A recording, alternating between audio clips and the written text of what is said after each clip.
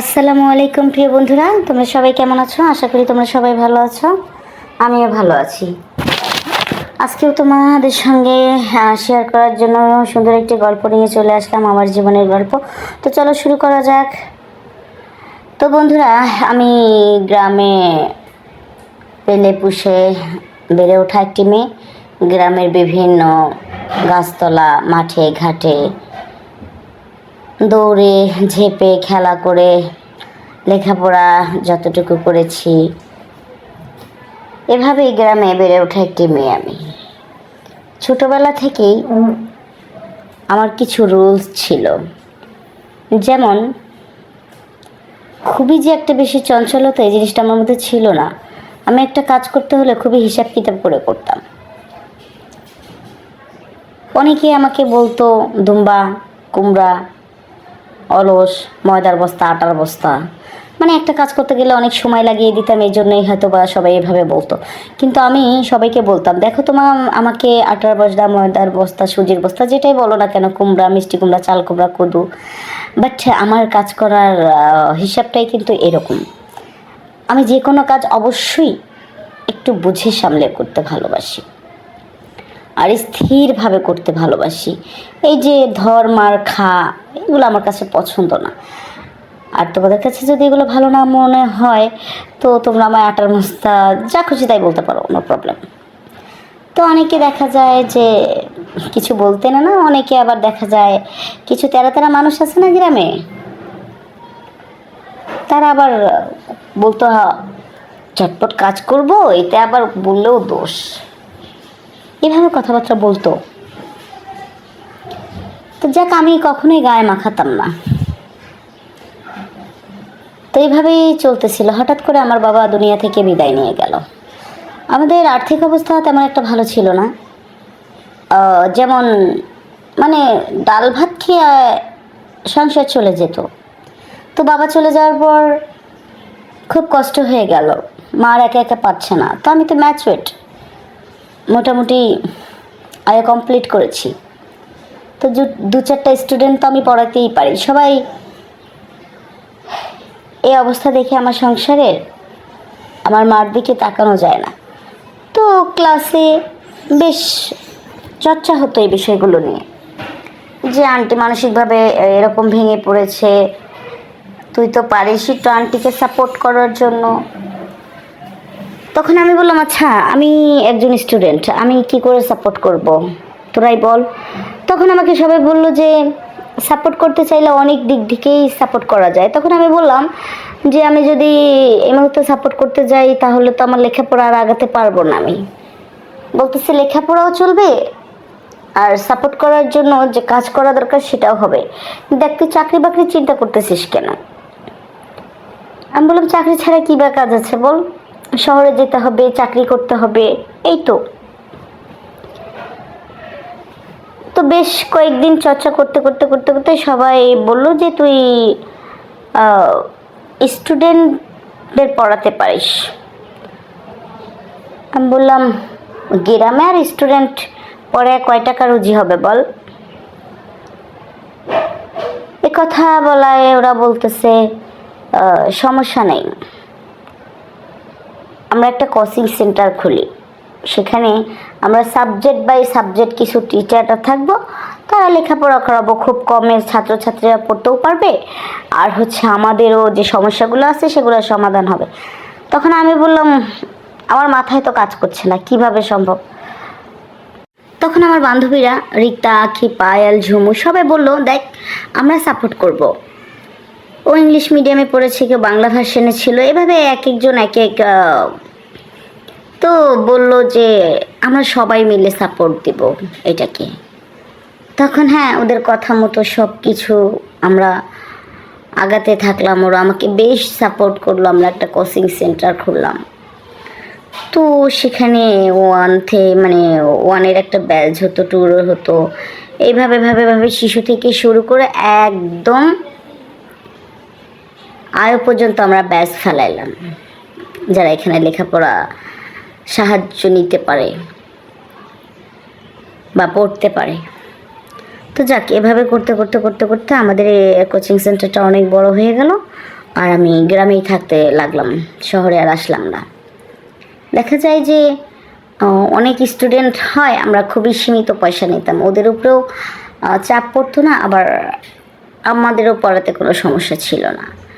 মাস শেষে কোচিং ভাড়া আমাদেরকেও তো দিতে হতো, যেহেতু আমরা জমিটা ওই জমির মালিকের কাছ থেকে নিয়ে ওখানে আমরা একটা কোচিং খুলছি, যেমন নিজেদের পয়সা দিয়েই একটা ঘর বানাইছি। অনেক কিছুরই তো ব্যাপার থাকে, যেমন চেয়ার টেবিল সব কিছু মিলে আর কি ভালো চলছিল। তো খুব বেশি একটা ভাড়া ছিল না জমিটার, গ্রাম হিসেবে খুবই সীমিত ভাড়া ছিল। সে যাই হোক, এভাবে করতে করতে করতে করতে আমরা অনেক দূর আগায় গেলাম। তো আমাদের অনেক নামও হলো। তো বেশ কিছু জায়গা থেকে থেকে থেকে খবর আসে যে অ্যাকচুয়ালি বাসায় যে স্টুডেন্টকে পড়াতে হবে ওনার অনেক প্রভাবশালী, ওনার ছেলে আছে লেখাপড়া করেন না বা পারেন না, সামনে তার ফাইনাল এক্সাম আছে, তো তাকে সাহায্য করতে হবে। ঠিক আছে, এভাবে আমরা টাইম বের করে করে করে এক একজন এক এক দেখি ছড়াই গেলাম। টাকার অঙ্কটাও বেশ ভালোই ছিল, তো ভাবলাম উপকার হবে। এই বলে প্রথম দিন সেই প্রভাবশালী বাড়িতে আমার ডিউটি পড়লো, গেলাম। যাওয়ার পর সব কিছু আমাকে বুঝিয়ে দিল। তো পড়াইতে বসাইলাম ছেলেটাকে, বসানোর পর ছেলেটার নাম ছিল সীমান্ত, ওকে পড়াইতে বসাইলাম। তো দেখলাম যে সীমান্ত লেখাপড়ার দিকে তেমন একটা মন মানসিকতা নাই, কেমন জানি উড়ো উড়ো ভাব মনের মধ্যে, আর লেখাপড়া একদমই করতে চাইতো না। তো যাকে বোঝায় বাঝায় তো 3 দিন পর্যন্ত পড়াইছি, খুবই কষ্ট করে, খুবই খুবই। তো তার পরের দিন যখন আমি আসলাম, আসার পর সব কিছু নিয়ে বসছি, তো সীমান্তর মা সেদিন বাড়িতে ছিল না, বাইরে গেছে। সীমান্তর বাবা তো কাজ কাম নিয়ে প্রচণ্ড ব্যস্ত, প্রভাবশালী মানুষে, এই বিচার সেই বিচার, অমুক কাজে ব্যস্ত তমুক কাজে ব্যস্ত, পঞ্চায়েতে চলে গেছে, জামাইতে চলে গেছে, এরকম আর কি চলতেই থাকতো ওনাদের এরকম বিচার মিছিল মিটিং। তো যাক, এটা ওনাদের ব্যক্তিগত ব্যাপার, অবস্থানের ব্যাপার, এখানে আমার মাথা ঘামিয়ে লাভ নেই। আমি আসলাম, আসার পর আমাকে ওই বাসার যে কাজের খালাম্মা ছিলেন উনি বলল যে আজকে তো বেগম বাড়িতে নেই, তো আপনি কি খাবেন, চা দিব, কফি দিব, কি দিব? আমি বললাম যে তেমন কিছু লাগবে না, আসলে না হলেও হবে। তো আমাকে বলতেছে, দিদি এটা কি হয়, আমি আপনাকে দিচ্ছি, আচ্ছা শরীর স্ট্রং লাগবে, আমি আপনাকে একটা কফি বানায় দিই। যেহেতু প্রভাবশালী বাড়ি, তাছাড়া উনি আমাকে কফি দিল, সাথে কেক দিল, আমি খেলাম। খেয়ে দেখতে ছেলেটাকে ডাকতেছি, হ্যাঁ 3 বার উঠে গেছে অলরেডি। উঠে যাওয়ার পর তো আমার মেজাজটা মনে মনে খারাপ হচ্ছিল, কিছু বলতে তো পারি না। তো ডাকতেছি ডাকতে পিছন থেকে আইসা আমার মুখটা চেপে ধরার পর সে মনে করো ক্ষুধার্ত কোনো পশুর মতো আমার উপরে ঝাঁপায় পড়লো। মানে সারা শরীরে এত পরিমাণ দাগ, খুব জঘন্য দেখা যাচ্ছে,